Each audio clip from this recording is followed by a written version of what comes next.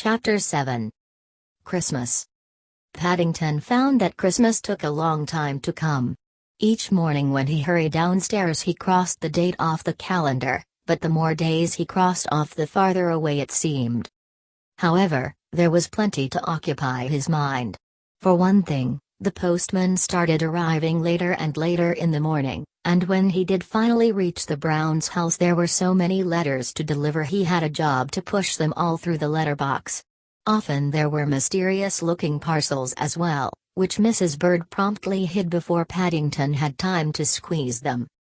A surprising number of the envelopes were addressed to Paddington himself, and he carefully made a list of all those who had sent him Christmas cards so that he could be sure of thanking them.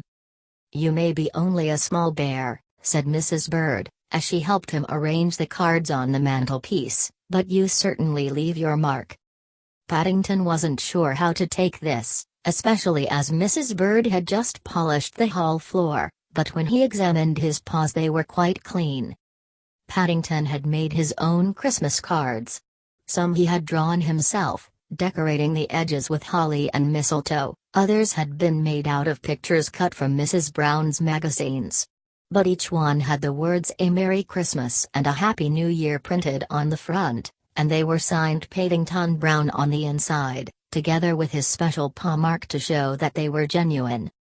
Paddington wasn't sure about the spelling of "A Merry Christmas." It didn't look at all right. But Mrs. Bird checked all the words in a dictionary for him to make certain. "I don't suppose many people get Christmas cards from a bear," she explained. "They'll probably want to keep them, so you ought to make sure they are right." One evening Mr. Brown arrived home with a huge Christmas tree tied to the roof of his car. It was placed in a position of honor by the dining room window and both Paddington and Mr. Brown spent a long time decorating it with colored electric lights and silver tinsel. Apart from the Christmas tree, there were paper chains and holly to be put up, and large colored bells made of crinkly paper. Paddington enjoyed doing the paper chains. He managed to persuade Mr. Brown that bears were very good at putting up decorations and together they did most of the house, with Paddington standing on Mr. Brown's shoulders while Mr. Brown handed up the drawing pins. It came to an unhappy end one evening when Paddington accidentally put his paw on a drawing pin which he'd left on top of Mr. Brown's head. When Mrs. Bird rushed into the dining room to see what all the fuss was about, and to inquire why all the lights had suddenly gone out, she found Paddington hanging by his paws from the chandelier and Mr. Brown dancing around the room rubbing his head. But by then the decorations were almost finished and the house had taken on quite a festive air. The sideboard was groaning under the weight of nuts and oranges, dates and figs, none of which Paddington was allowed to touch, and Mr. Brown had stopped smoking his pipe and was filling the air instead with the smell of cigars. The excitement in the Browns' house mounted, until it reached fever pitch a few days before Christmas, when Jonathan and Judy arrived home for the holidays. But if the days leading up to Christmas were busy and exciting, they were nothing compared with Christmas Day itself. The Browns were up early on Christmas morning, much earlier than they had intended. It all started when Paddington woke to find a large pillowcase at the bottom of his bed. His eyes nearly popped out with astonishment when he switched his torch on, for it was bulging with parcels, and it certainly hadn't been there when he'd gone to bed on Christmas Eve. Paddington's eyes grew larger and larger as he unwrapped the brightly colored paper round each present. A few days before, on Mrs. Bird's instructions, he had made a list of all the things he hoped to have given him and had hidden it up one of the chimneys. It was a strange thing, but everything on that list seemed to be in the pillowcase. There was a large chemistry outfit from Mr. Brown, full of jars and bottles and test tubes, which looked very interesting. And there was a miniature xylophone from Mrs. Brown, which pleased him no end. Paddington was fond of music, especially the loud sort, which was good for conducting, and he had always wanted something he could actually play. Mrs. Bird's parcel was even more exciting, for it contained a checked cap which he'd specially asked for and had underlined on his list. Paddington stood on the end of his bed, admiring the effect in the mirror for quite a while. Jonathan and Judy had each given him a travel book. Paddington was very interested in geography, being a much-traveled bear, and he was pleased to see there were plenty of maps and colored pictures inside. The noise from Paddington's room was soon sufficient to wake both Jonathan and Judy, and in no time at all the whole house was in an uproar, with wrapping paper and bits of string everywhere. "I'm as patriotic as the next man," grumbled Mr. Brown. "But I draw the line when bears start playing the national anthem at 6 o'clock in the morning, especially on a xylophone." As always, it was left to Mrs. Bird to restore order. "No more presents until after lunch," she said firmly. She had just tripped over Paddington on the upstairs landing, where he was investigating his new chemical outfit, and something nasty had gone in one of her slippers. "It's all right, Mrs. Bird," said Paddington, consulting his instruction book. "It's only some iron filings. I don't think they're dangerous." "Dangerous or not," said Mrs. Bird, "I've a big dinner to cook, not to mention your birthday cake to finish decorating." Being a bear, Paddington had 2 birthdays each year, one in the summer and one at Christmas, and the Browns were holding a party in his honor to which Mr. Gruber had been invited. After they'd had breakfast and been to church, the morning passed quickly and Paddington spent most of his time trying to decide what to do next. With so many things from which to choose, it was most difficult. He read some chapters from his books and made several interesting smells and a small explosion with his chemical outfit. Mr. Brown was already in trouble for having given it to him, especially when Paddington found a chapter in the instruction book headed Indoor Fireworks. He made himself a never-ending snake which wouldn't stop growing and frightened Mrs. Bird to death when she met it coming down the stairs. "If we don't watch out," she confided to Mrs. Brown, "we shan't last over Christmas. We shall either be blown to smithereens or poisoned. He was testing my gravy with some litmus paper just now." Mrs. Brown sighed. "It's a good job Christmas only comes once a year," she said as she helped Mrs. Bird with the potatoes. "It isn't over yet," warned Mrs. Bird. Fortunately, Mr. Gruber arrived at that moment and some measure of order was established before they all sat down to dinner. Paddington's eyes glistened as he surveyed the table. He didn't agree with Mr. Brown when he said it all looked too good to eat. All the same, even Paddington got noticeably slower towards the end when Mrs. Bird brought in the Christmas pudding. "Well," said Mr. Gruber, a few minutes later, as he sat back and surveyed his empty plate, "I must say that's the best Christmas dinner I've had for many a day. Thank you very much indeed." "Here. Here," agreed Mr. Brown. "What do you say, Paddington?" "It was very nice," said Paddington, licking some cream from his whiskers. "Except I had a bone in my Christmas pudding." "You what?" exclaimed Mrs. Brown. "Don't be silly, there are no bones in Christmas pudding." "I had one," said Paddington, firmly. "It was all hard, and it stuck in my throat." "Good gracious!" exclaimed Mrs. Bird. "The 5 pence! I always put a piece of silver in the Christmas pudding." "What?" said Paddington, nearly falling off his chair. "A 5 pence? I've never heard of a 5 pence pudding before." "Quick!" shouted Mr. Brown, rising to the emergency. "Turn him upside down." Before Paddington could reply, he found himself hanging head downwards while Mr. Brown and Mr. Gruber took it in turns to shake him. The rest of the family stood round watching the floor. "It's no good," said Mr. Brown, after a while. "It must have gone too far." He helped Mr. Gruber lift Paddington into an armchair, where he lay gasping for breath. "I've got a magnet upstairs," said Jonathan. "We could try lowering it down his throat on a piece of string." "I don't think so, dear," said Mrs. Brown, in a worried tone of voice. "He might swallow that and then we should be even worse off." She bent over the chair. "How do you feel, Paddington?" "Sick," said Paddington, in an aggrieved tone of voice. "Of course you do, dear," said Mrs. Brown. "It's only to be expected. There's only one thing to do, we shall have to send for the doctor." "Thank goodness I scrubbed it first," said Mrs. Bird. "It might have been covered with germs." "But I didn't swallow it," gasped Paddington.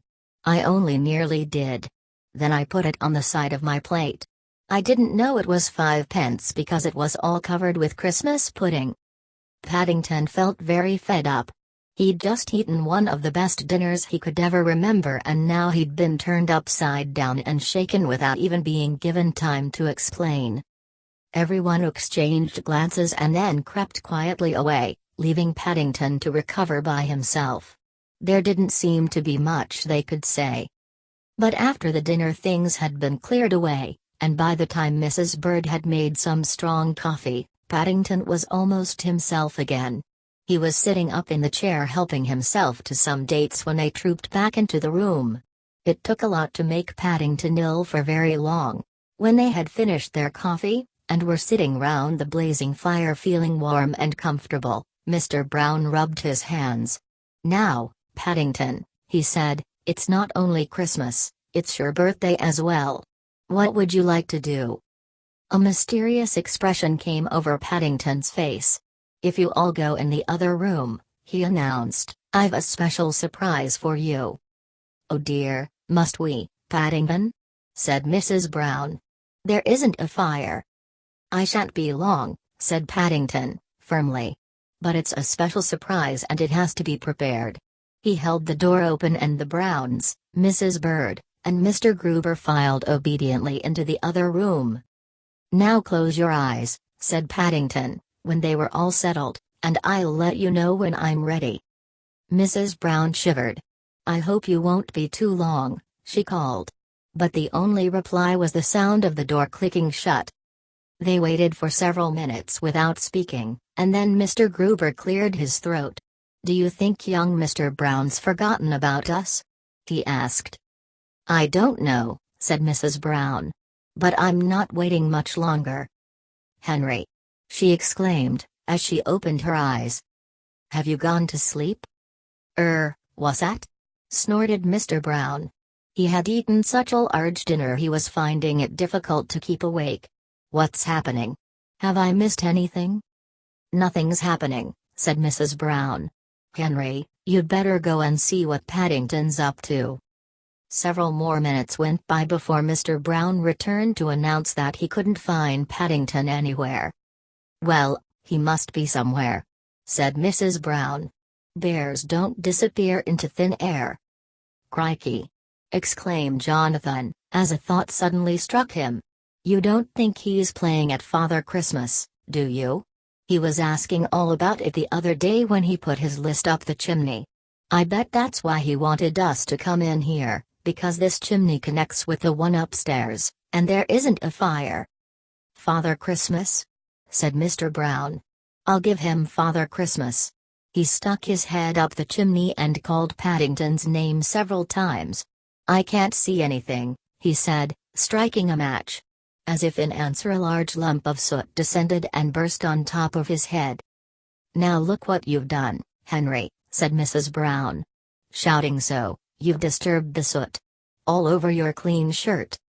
"If it is young Mr. Brown, perhaps he's stuck somewhere," suggested Mr. Gruber. "He did have rather a large dinner. I remember wondering at the time where he put it all." Mr. Gruber's suggestion had an immediate effect on the party and everyone began to look serious. "Why, he might suffocate with the fumes," exclaimed Mrs. Bird, as she hurried out to the broom cupboard. When she returned, armed with a mop, everyone took it in turns to poke it up the chimney, but even though they strained their ears they couldn't hear a sound. It was while the excitement was at its height that Paddington came into the room. He looked most surprised when he saw Mr. Brown with his head up the chimney. "You can come into the dining room now," he announced, looking round the room. "I've finished wrapping my presents and they're all on the Christmas tree." "You don't mean to say," spluttered Mr. Brown, as he sat in the fireplace rubbing his face with a handkerchief, "you've been in the other room all the time?" "Yes," said Paddington, innocently. "I hope I didn't keep you waiting too long." Mrs. Brown looked at her husband. "I thought you said you'd looked everywhere," she exclaimed. "Well, "We'd just come from the dining room," said Mr. Brown, looking very sheepish. "I didn't think he'd be there." "It only goes to show," said Mrs. Bird hastily, as she caught sight of the expression on Mr. Brown's face, "how easy it is to give a bear a bad name." Paddington looked most interested when they explained to him what all the fuss was about. "I never thought of coming down the chimney," he said, staring at the fireplace. "Well, you're not thinking about it now either," replied Mr. Brown sternly. But even Mr. Brown's expression changed as he followed Paddington into the dining room and saw the surprise that had been prepared for them. In addition to the presents that had already been placed on the tree, there were now 6 newly wrapped ones tied to the lower branches. If the Browns recognized the wrapping paper they had used for Paddington's presents earlier in the day, they were much too polite to say anything. "I'm afraid I had to use old paper," said Paddington apologetically, as he waved a paw at the tree. "I hadn't any money left. That's why you had to go in the other room while I wrapped them." "Really, Paddington," said Mrs. Brown. "I'm very cross with you, spending all your money on presents for us." "I'm afraid they're rather ordinary," said Paddington, as he settled back in a chair to watch the others. "But I hope you like them. They're all labeled so that you know which is which." "Ordinary?" exclaimed Mr. Brown as he opened his parcel. "I don't call a pipe rack ordinary. And there's an ounce of my favorite tobacco tied to the back as well." "Gosh! A new stamp album!" cried Jonathan. "Witso! And it's got some stamps inside already." "They're Peruvian ones from Aunt Lucy's postcards," said Paddington. "I've been saving them for you." "And I've got a box of paints," exclaimed Judy. "Thank you very much, Paddington. It's just what I wanted." "We all seem to be lucky," said Mrs. Brown, as she unwrapped a parcel containing a bottle of her favorite lavender water. "How did you guess? I finished my last bottle only a week ago." "I'm sorry about your parcel, Mrs. Bird," said Paddington, looking across the room. "I had a bit of a job with the knots." "It must be something special," said Mr. Brown. "It seems all string and no parcel." "That's because it's really clothesline," explained Paddington, "not string. I rescued it when I got stuck in the revolving doors at Crombold and Ferns." "That makes 2 presents in one," said Mrs. Bird, as she freed the last of the knots and began unwinding yards and yards of paper. "How exciting! I can't think what it can be." "Why," she exclaimed, "I do believe it's a brooch. And it's shaped like a bear. How lovely." Mrs. Bird looked most touched as she handed the present round for everyone to see. "I shall keep it in a safe place," she added, "and only wear it on special occasions, when I want to impress people." "I don't know what mine is," said Mr. Gruber, as they all turned to him. He squeezed the parcel. "It's such a funny shape."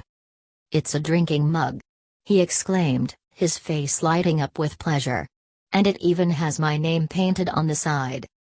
"It's for your 11s, Mr. Gruber," said Paddington. "I noticed your old one was getting rather chipped." "I'm sure it will make my cocoa taste better than it ever has before," said Mr. Gruber. He stood up and cleared his throat.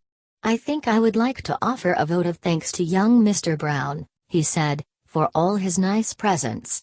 I'm sure he must have given them a great deal of thought." "Hear! Hear!" echoed Mr. Brown, as he filled his pipe. Mr. Gruber felt under his chair. "And while I think of it, Mr. Brown, I have a small present for you." Everyone stood round and watched while Paddington struggled with his parcel, eager to see what Mr. Gruber had bought him. A gasp of surprise went up as he tore the paper to one side, for it was a beautifully bound leather scrapbook, with Paddington Brown printed in gold leaf on the cover. Paddington didn't know what to say, but Mr. Gruber waved his thanks to one side. "I know how you enjoy writing about your adventures, Mr. Brown," he said. "And you have so many, I'm sure your present scrapbook must be almost full." "It is," said Paddington, earnestly. "And I'm sure I shall have lots more. Things happen to me, you know. but I shall only put my best ones in here." When he made his way up to bed later that evening, his mind was in such a whirl, and he was so full of good things, he could hardly climb the stairs, let alone think about anything. He wasn't quite sure which he had enjoyed most: the presents, the Christmas dinner, the games, or the tea, with the special marmalade layer birthday cake Mrs. Bird had made in his honor. Pausing on the corner halfway up, he decided he had enjoyed giving his own presents best of all. "Paddington. Whatever have you got there?" He jumped and hastily hid his paw behind his back as he heard Mrs. Bird calling from the bottom of the stairs. "It's only some 5-pence pudding, Mrs. Bird," he called, looking over the banisters guiltily. "I thought I might get hungry during the night and I didn't want to take any chances." "Honestly?" Mrs. Bird exclaimed, as she was joined by the others. "What does that bear look like?" A paper hat about 10 sizes too big on his head, Mr. Gruber's scrapbook in one paw, and a plate of Christmas pudding in the other. "I don't care what he looks like," said Mrs. Brown, "so long as he stays that way. The place wouldn't be the same without him." But Paddington was too far away to hear what was being said. He was already sitting up in bed, busily writing in his scrapbook. First of all, there was a very important notice to go on the front page.